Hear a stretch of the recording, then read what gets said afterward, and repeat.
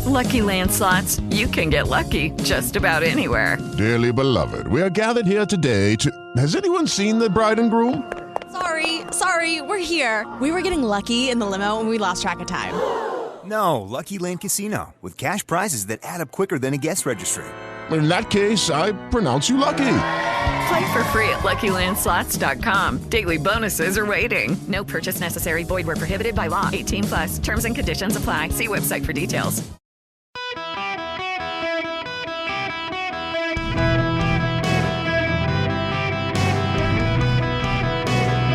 Welcome to the Eric Erickson Show podcast, Hour 1. I'm such a bad host sometimes. Welcome. It is Eric Erickson here. It's my show. I'm such a bad host sometimes. I'm sorry. I come in and I tell my team around me, here's what I'm going to talk about.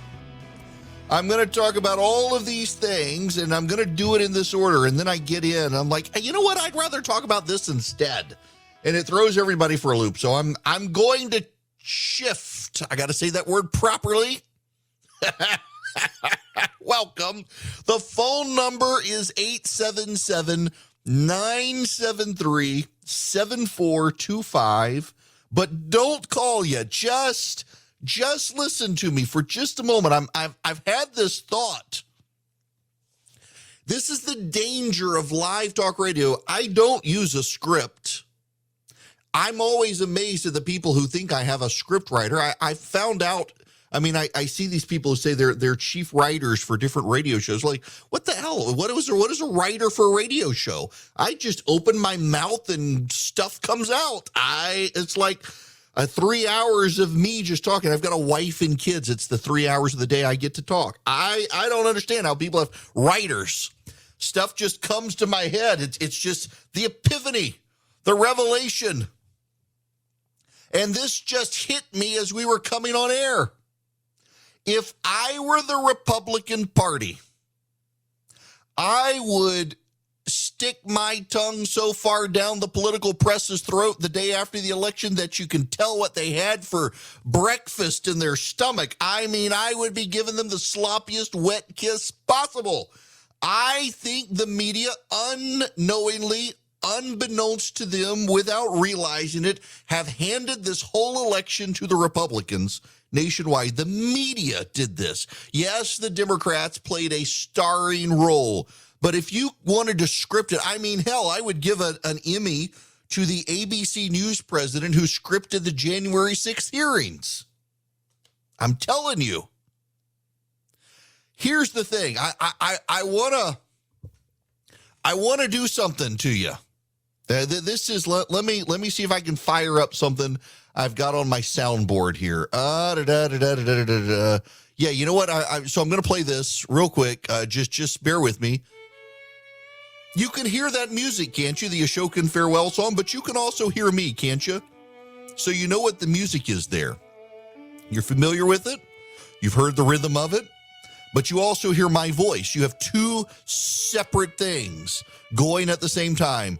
You have this over here with this rhythm and melody and music, and this over here with a different rhythm and melody. It's two separate things. I can stop the music there. You get what I'm saying here. You can listen to those two things. You know what they both are, and you can hear them separate, and you can focus on the one you wish to focus on. The media has spent the last year and a half on abortion and stolen election, democracy is under threat, January 6th crap. Meanwhile, the Democrats have spent $46 million funding Republicans who said the election was stolen. Many of them are about to win. So this is what I'm going for. This is what I'm going for. The Wall Street Journal has a poll. And the polling is very, very interesting to me. There's been a massive shift at the end of undecided women, white suburban women, which pollsters say make up about 20% of the electorate, according to the Wall Street Journal, have shifted 26 points away from the Democrats since the Journal's August poll, and they now favor the GOP by 15 percentage points. As I have mentioned repeatedly, White suburban women are those undecided voters who make up their mind at the end of the election, which is why the Herschel Walker hit job from the Daily Beast came out a couple of weeks ago. It was to try to persuade those white suburban women. What has the media done? They focused on democracy being under threat. Even the double standard, and by the way, it is a true double standard on how the media is handling the Paul Pelosi attack. They're outraged that Carrie Lake laughingly said Nancy Pelosi has a lot of security in D.C. and none in her San Francisco home. And, oh, how could she do this? This is just a disaster. Democracy is under threat. Republicans are focused on crime and the economy. Back to the music. You can hear the two competing rhythms and melodies. You can't hear anything. You couldn't hear anything. Could you not hear the sound at all, Jim? Oh, that's terrible. Well, I don't have it right now. I did turn it off. So I was playing the Ashokan Farewell earlier. If people couldn't hear that one, that's disappointing. I was trying to, this one, can you hear that? Barely. Let's go here. Yeah, here we go. Y'all know this song from the Civil War. Yeah. But the point of this is you can hear the rhythm and the sound of music and you can hear my voice. It's two absolutely competing sounds. And you can hear them separately and you gravitate towards one or the other. The media and the Democrats have been completely abortion and democracy is under threat. Abortion and democracy is under threat. Republicans have been crime and the economy. It's two completely different messages, two separate messages. The media refuses to talk about crime. In fact, they dismiss crime. They say it's Republican racism. It's not true. It's not real. The data doesn't support it. Never mind, the data has been fudged or withheld. People feel it in their communities. People feel the crime in their communities. They are worried about the crime in their communities, and the media is talking about threats to democracy.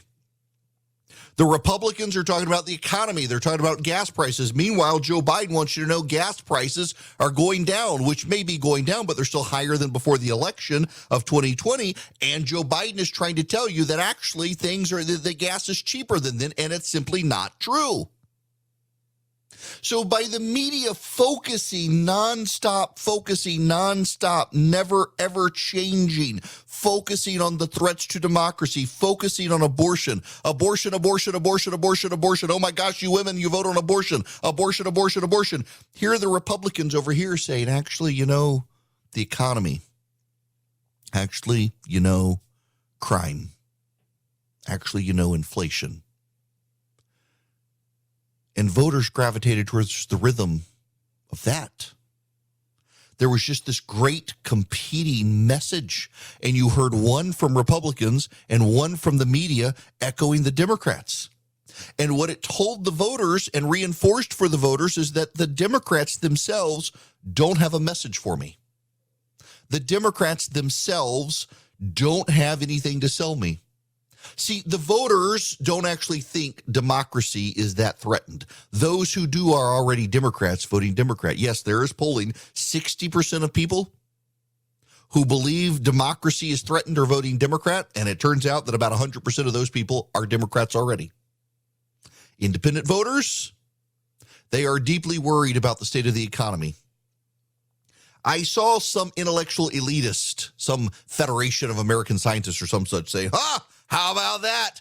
Turns out that people are perfectly happy to live in an authoritarian regime as long as they're making some money. This explains why the elite have gotten the China policy of this country wrong for decades. Yes, people are perfectly happy to live in an authoritarian regime where they can make some money. If you can prioritize allowing people to make some money, you can prioritize saving the democracy. But here also is the thing. Our democracy is not threatened any more than we're all going to die of climate change. Our democracy is not threatened. People on the left view democracy as threatened because they have an existential hate of people on the right. Do I think Donald Trump did bad things? Yes. Do I think January 6th was bad? Yes. I've condemned it all. But, by saying I don't think democracy is under assault, they're like, oh, you're a denier. You're with the election deniers. And this is the point. It has become dogma on the left.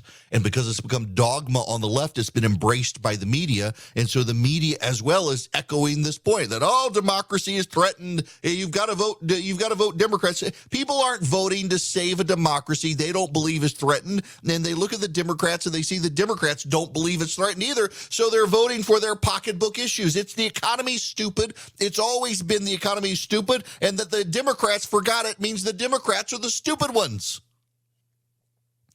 Here's Steve Kornacki on NBC. This is new from Gallup. They ask folks the issues they consider the most important, very important. And you see the economy tops it, abortion, second, crime, gun policy, immigration. Then you ask folks who say these are the most important issues to them how they intend to vote. And I think this is interesting, too, because look at this. On all but one of these topics, Republicans have an advantage. And on three of them, the economy, crime, immigration, Republicans have massive advantages over Democrats. So when you look at this issue set, you look at how these voters are breaking along these issues, you see what looks like a significant Republican advantage. But again, you go back to that generic ballot, and this is not right now looking like a runaway in the polls for Republicans. Crime has been the sleeper issue when I go out and talk to voters in some of these states. It's not scientific, but it's just one of those things that keeps coming up that I feel like maybe we miss in some of our conversations otherwise. Yes, exactly. Crime is that issue you miss. You miss it regularly.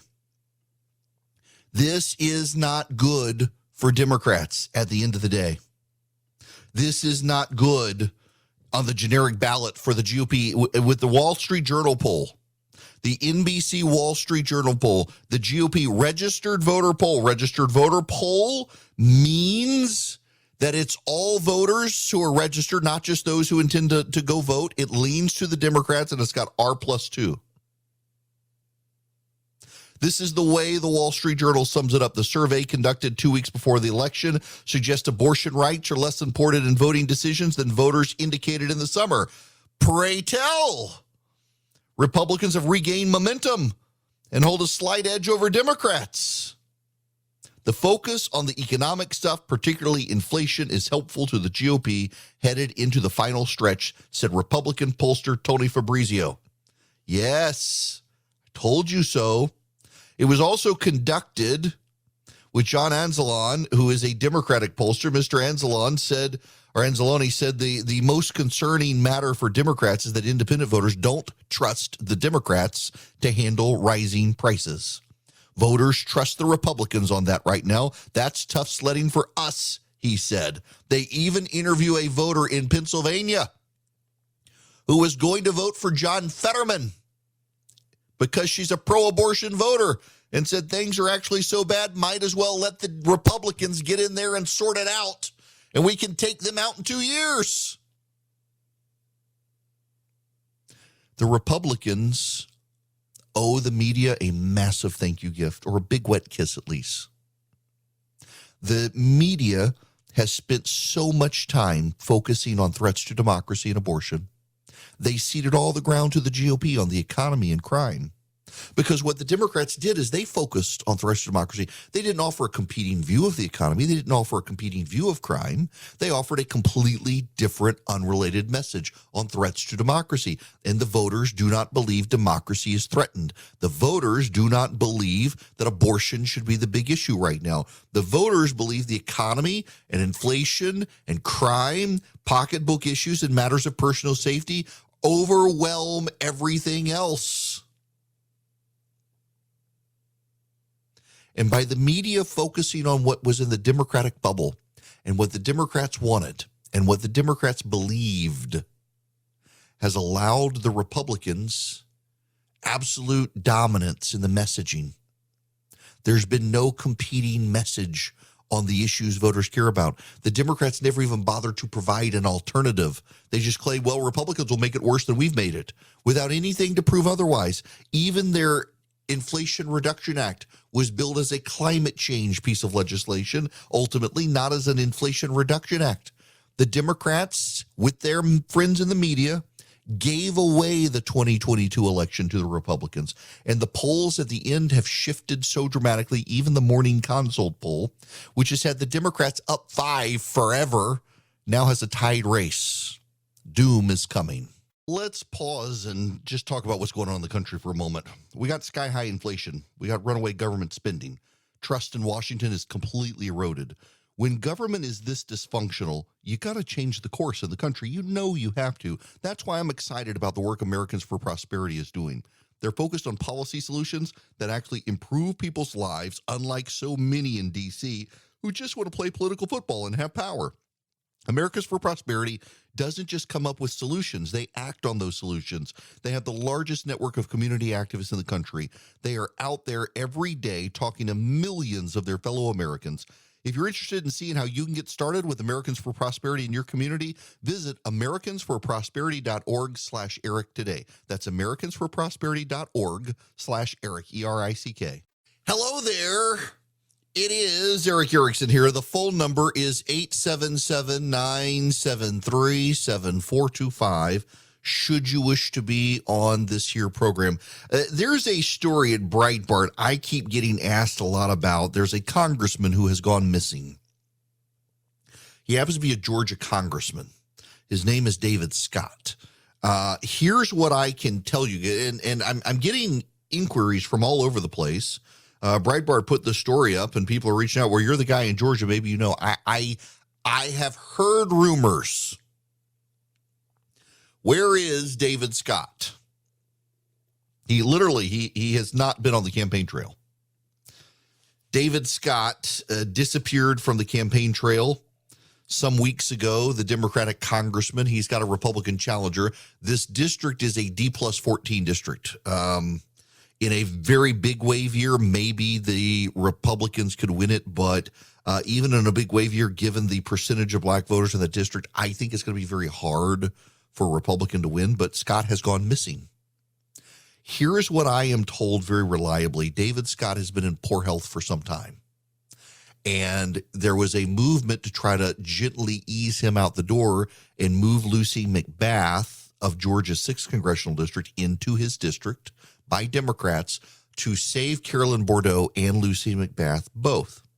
But Scott refused to be eased out the door, and so McBath moved over into the 7th congressional district in Georgia, ousted Carolyn Bordeaux in that seat, and is there now, will more than likely win that race, barring some unforeseen wave bigger than even the one I'm thinking happens now, and Scott will get reelected in his seat. But the rumors in Georgia are that David Scott is in very bad health. He has been for some time.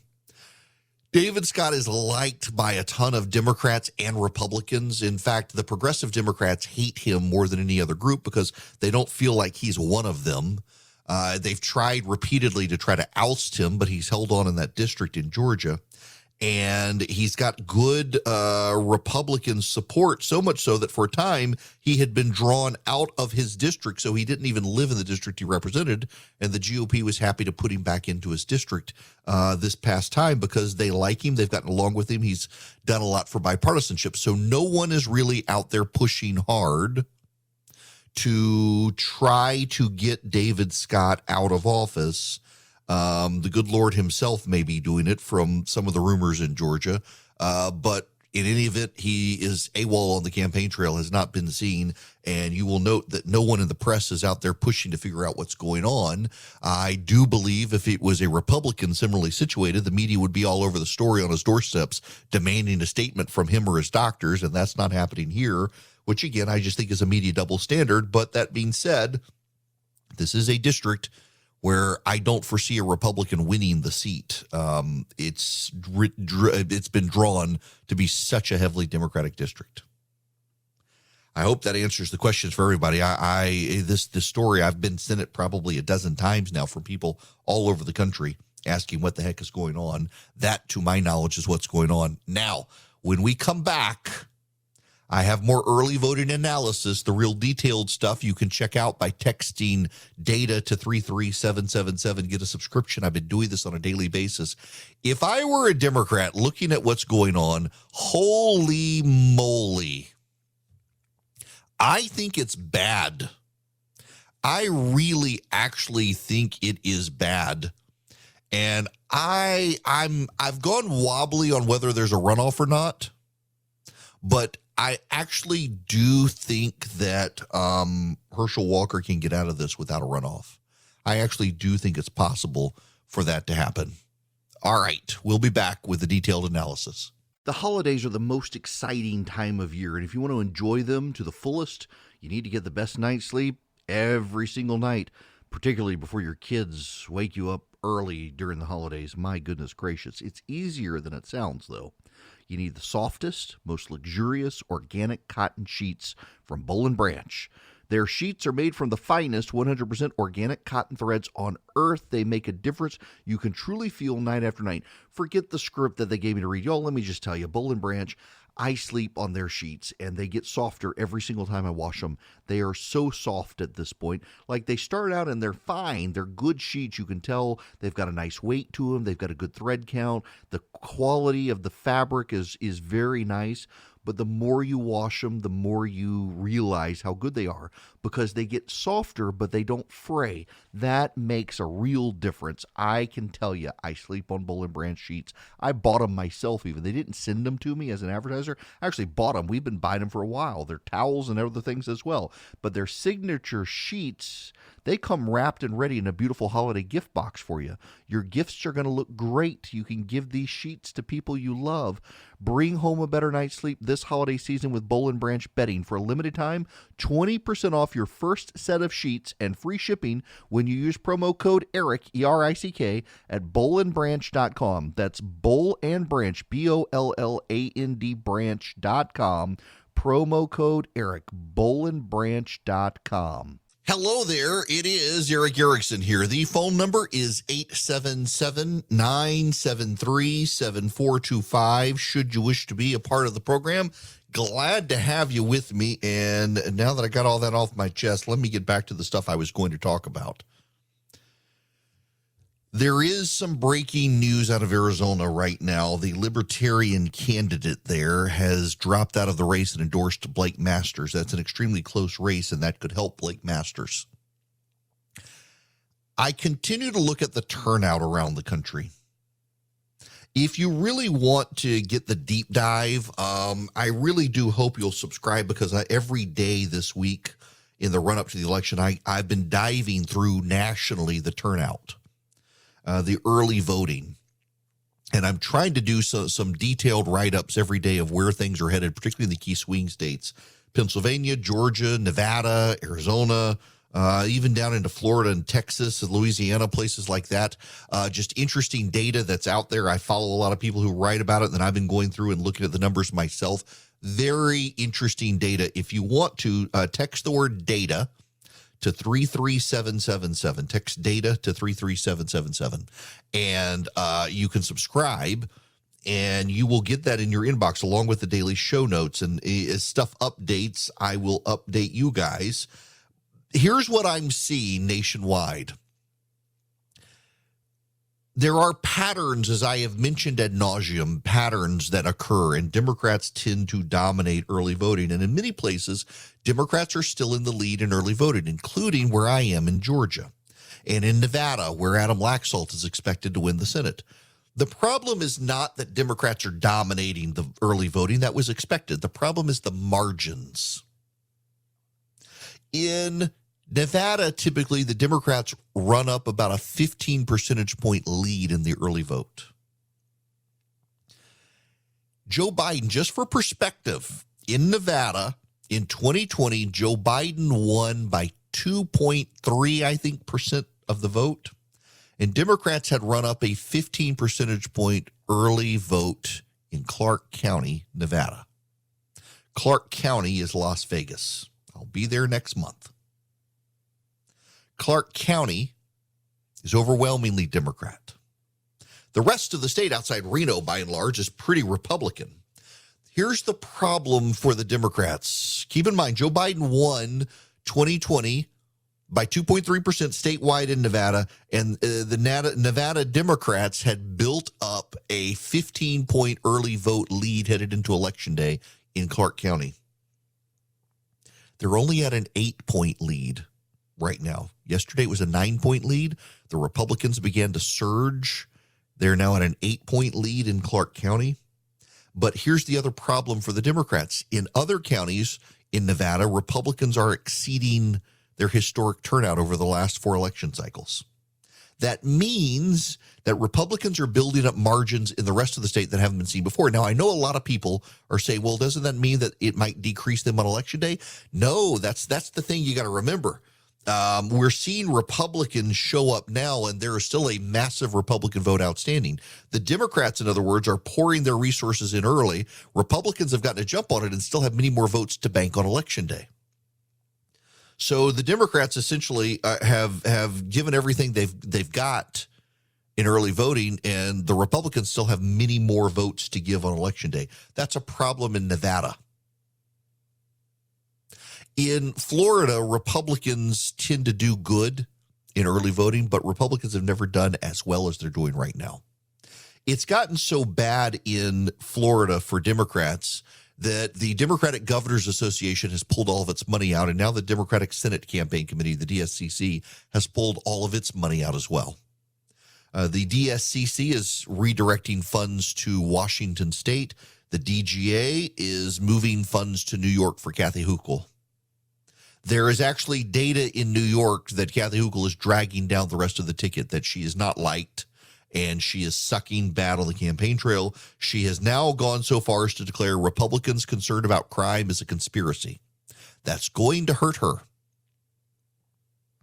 Now, what I'm really interested in, because I'm close to home, is Georgia. What's happening in Georgia? The Democrats in Georgia are leading the Republicans in turnout. Here's a problem, though. It's very much like the Nevada problem. Democrats always, since 2016 at least, have led the Republicans in early turnout.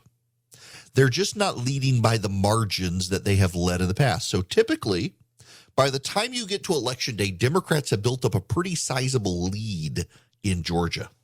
And Republicans have to show up on Election Day, stand in line, regardless of the weather, and try to overcome that lead. The Democrats have not built up a lead in Georgia. Yes, they're voting. They're just not voting at massive margins. My buddy Bill Crane actually sent me an email a little while ago on some of this. Clark County, for example, that is the University of Georgia. It is one of the worst performing counties in the state right now for early voting in terms of registered voters. That's the University of Georgia. Liberals should be there. Clayton County, large black population that goes out and votes. They're not doing it at the rate they should. Richmond County is Augusta. The Augusta-Richmond County area is the second largest media market in Georgia after Metro Atlanta. And Columbia County, which is smaller by about 50,000 people than Richmond County, Columbia County is more heavily Republican. It's voting in excess of the Richmond County vote, just in total numbers generated. That's really a problem for Democrats nationwide if they want to hold on to the Senate. My buddy Jake Walker, who wrote with me for a long time at Red State, he also has some data out that is worth looking at, and he's looking at Oconee County, Georgia. Oconee County is the Republican suburban community outside of the University of Georgia. If you're headed to the University of Georgia, you go through a place called Watkinsville. And Watkinsville, that area and the Bogart area and stuff, you're going to go through Oconee County. And Oconee County is the Republican sleeper community. It's got Bogart, it's got Ashland, it's got Watkinsville, it's got Bishop, it's got gorgeous, gorgeous country out there. It really is the southern end of that county is just a pretty place. And it's Republican. It's very Republican. And it is outpacing the turnout of every part of the state of Georgia by and large. And then south of Oconee County is Greene County, and Greene County is lake country. So Georgia, random trivia for you, doesn't have any natural lakes. All of Georgia's big lakes are man-made.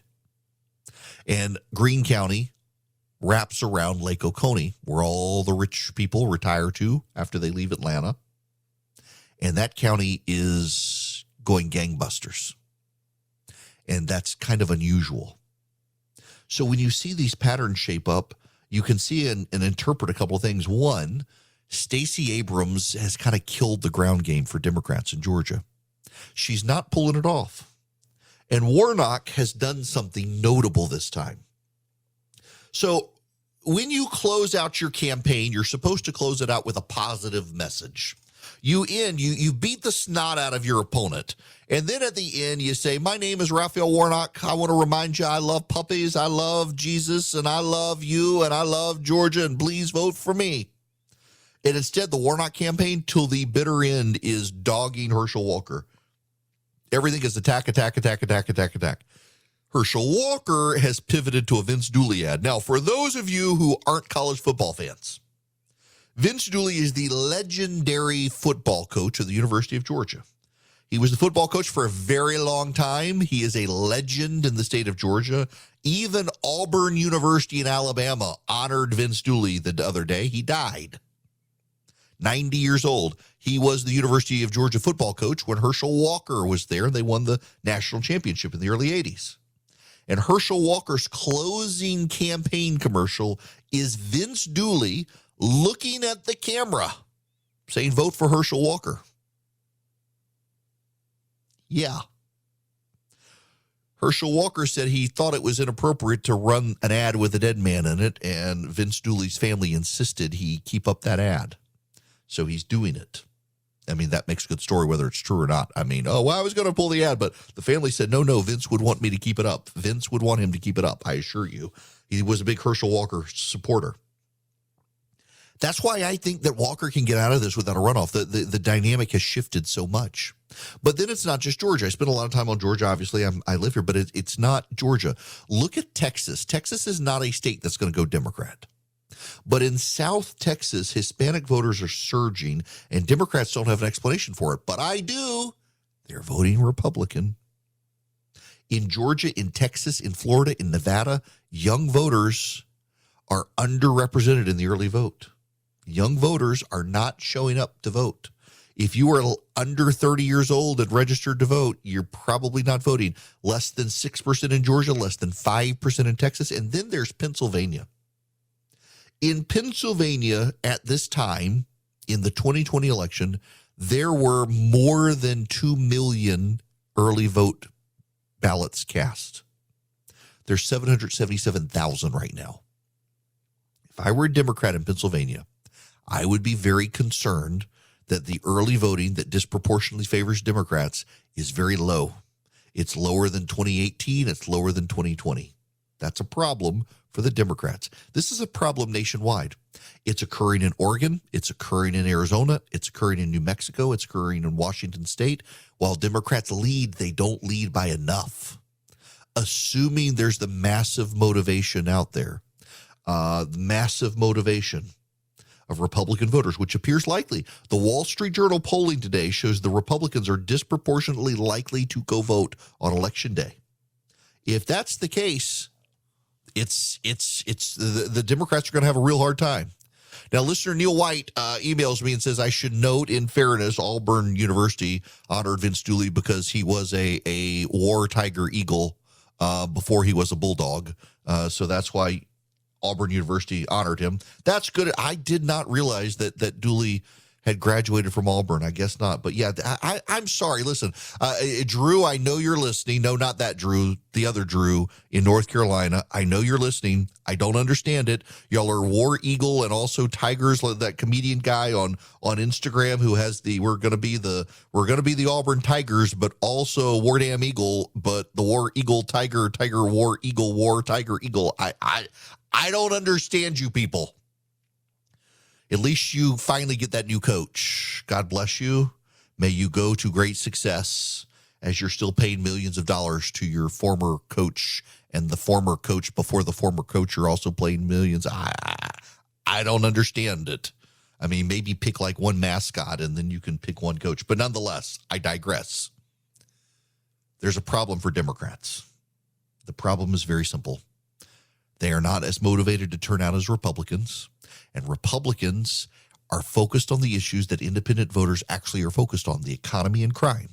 Democrats have intuitively believed that the existential threat of our democracy to our democracy matters more than everything else. But to voters, they don't feel like democracy is threatened, but they feel like their pocketbook is. They're voting for their pocketbook.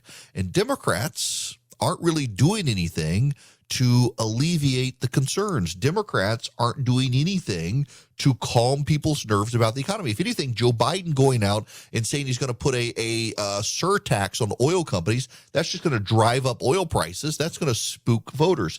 It's not very smart. The Democratic play at the end just is not working for any of the voters.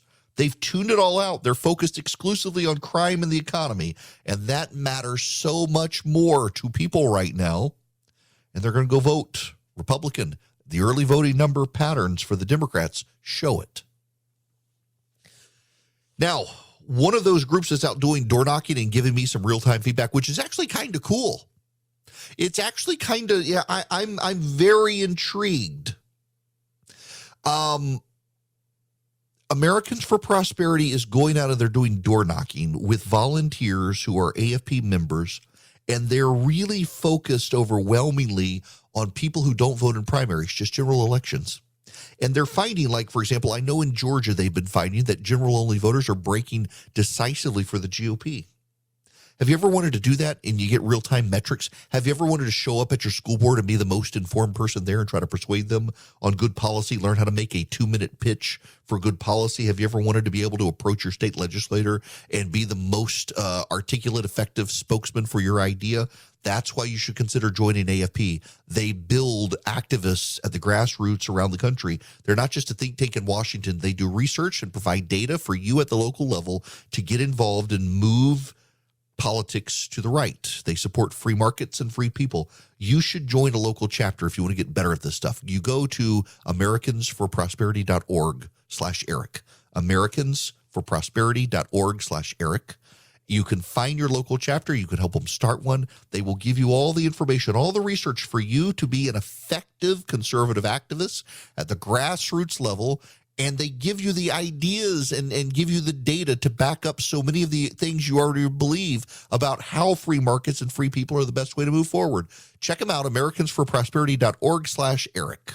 My friend Ginger confirms to me, just texted me and said it is absolutely 100% true. The Vince Dooley campaign asked the Herschel Walker team to please keep playing the Vince Dooley ad.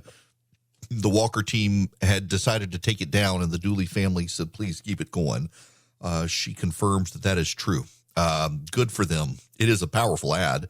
If the University of Georgia beats Tennessee this coming weekend, don't underestimate the ability of that to help Herschel Walker. I hope they've booked ad spots for the Vince Dooley ad during that game. That will motivate people in ways the national press does not understand. One other issue that I got to talk about real quick here on this democracy threatened nonsense. And I do actually think that it is nonsense. Let me fire up the recorder so Philip can get this one. Eric Whipple is a media reporter for the Washington Post. And he wrote a defense of James Bennett, who was the New York Times editor who got fired for publishing the Tom Cotton column, suggesting the military needed to be called in to quell riots. Tom Cotton, by the way, will be joining me shortly on the phone.